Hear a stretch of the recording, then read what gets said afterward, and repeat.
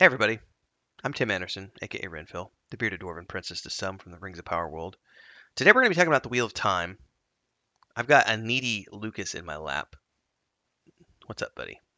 Yeah, he probably wants to go outside, but he can't go outside right now because it's pouring down rain. Yeah, I know. You gotta wait, buddy. We have questions. I have questions because as I get to the ends of Rings of Power, and I'm starting to look at doing a reread for the first time in like 5 years of at least the first three books in the Wheel of Time so that I'm up to speed with everything to properly dissect season two as it comes down the pipeline, more than likely in early 2023. I find myself looking back on season one and having questions. Questions that I had during the initial watch through, but my channel was very small when when Wheel of Time first aired. My channel was very small, and I was just doing things in a different way. And since then, I've become far more critical in my analysis of shows like The Rings of Power, Star Wars Andor, the upcoming Willow show, House of the Dragon, so on and so forth. And my wife suggested that I go back and redo The Wheel of Time season one. And I said, well, in order to do that, I'm going to have to reread the first three books because there's a lot of stuff that I don't forget, or I did forget. Don't forget, I did forget. It shows how well my brain's working this morning. What's up? Yeah, Lucas. Do you want to say hi to everybody, Mr. Give me attention. I'm distracted by a cat, ladies and gentlemen. I apologize. So, one of the things I didn't remember from the books, and I still don't remember having happened in the books, and I went digging this morning trying to find information online to see if this is actually a thing that happened in the books. Because even though I've often stated that this is my favorite book series of all time, I am not intimately familiar with every aspect of it. And some people will say, well, then you're not a true fan. No, it's just that I don't obsess over one single book series. I read lots of different books, I watch lots of different shows.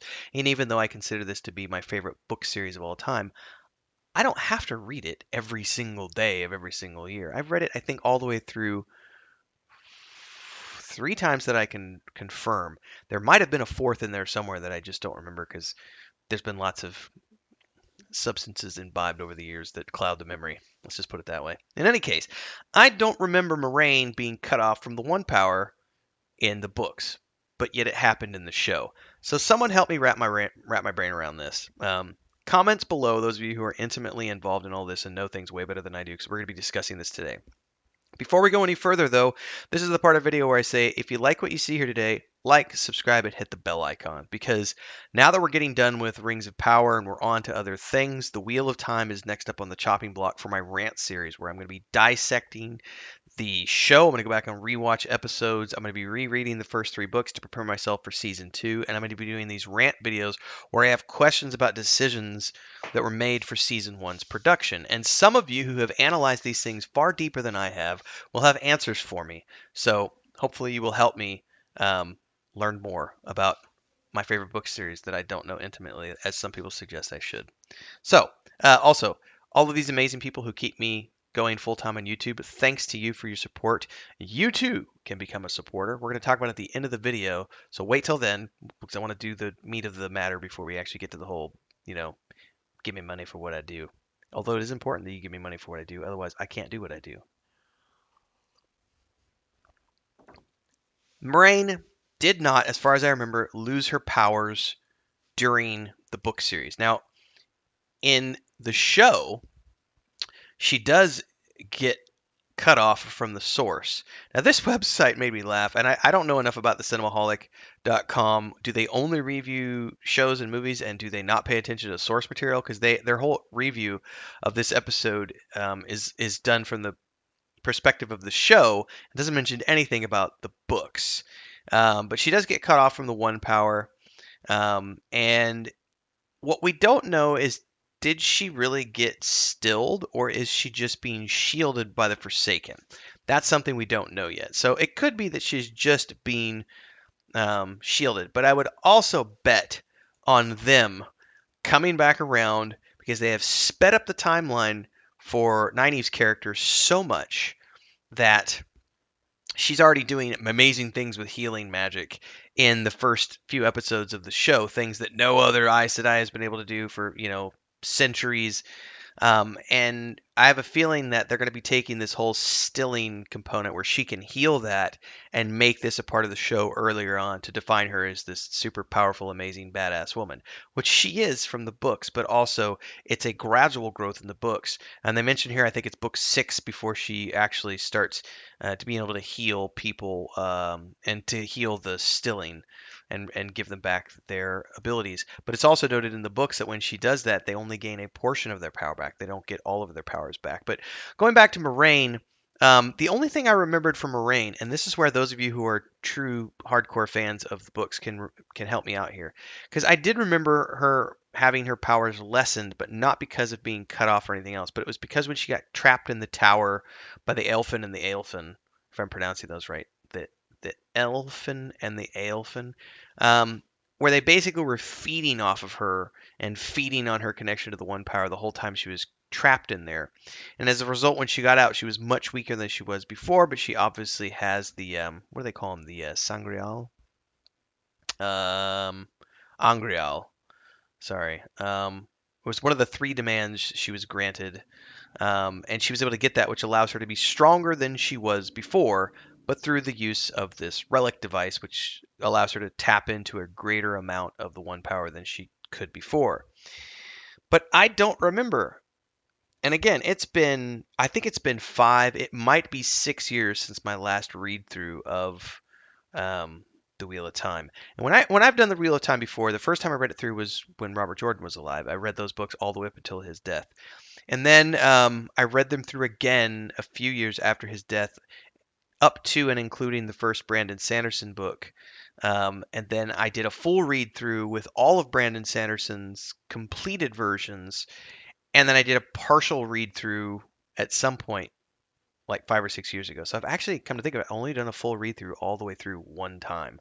I've done up to book like whatever 10 or 11, the last book that Jordan wrote. I've done those 3 times, but I've only done the Sanderson books once all the way through, and then that first one he did, I've done twice. So I'm a little vague on some of these details, but I don't remember Moraine ever losing her connection to the One Power.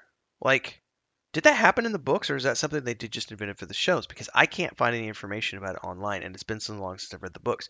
But this is one of those little things that's nagging at me because it's kind of like, giving Perrin a wife when he didn't have one, and making him the village blacksmith when he never was, and making Matt this, you know, not a lovable roguish character, but kind of like a skeevy cutthroat dude whose parents were absolute douchebags. Like, none of that existed in the books. And while I understand people wanting to make adaptations. This is one of the reasons why when I initially watched Wheel of Time, I gave it a 2 out of 10 for the entirety of the series because I was just so shocked at the changes they made, and I just felt it was a horrible adaptation. Chris, on the other hand, had never seen it, never read the books, I should say, and gave it like an 8 out of 10 overall because she thought it was a fun fantasy show. And it was really difficult for me to watch it because before I watched it, I was like, I'm not a book purist. I appreciate adaptations in all their form. But I also, when I got done, was like, maybe I am a little bit of a book purist. And then I was like, well, no, I'm not really a book purist so much as just someone that says if you're going to do something and call it an adaptation, then that means you need to be adapting the source material. When you completely change the source material to be your own story, you're no longer adapting. You're making something based on the original works of that author. Anyway, um, someone in the comments below, let me know. I don't remember Moraine getting cut off in the books. So if that actually happened, please let me know in the comments below where that happened in the books. But I don't remember it happening. I don't think it happened. I think that's something the show just made up as far as I remember. Love to hear more. And again, if you want to hear more discussions, rants, etc. from me about Wheel of Time as I continue to start reviewing the show and analyzing and doing rant series ahead of season 2, rereading the books, everything else, like, subscribe, hit the bell icon. Support like all of these amazing people. It's really easy.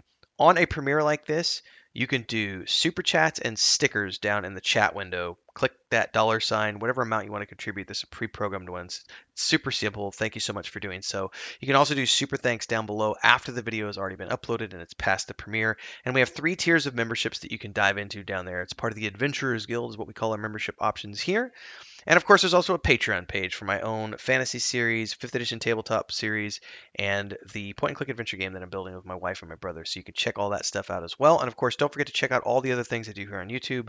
It includes a lot of reviews of fantasy and science fiction shows, books, and of course, live streaming of games and game reviews and a lot of MMORPG stuff. So until next time, everybody, happy reading. Thanks for correcting any mistakes I might have had about the book series and beyond. Until then.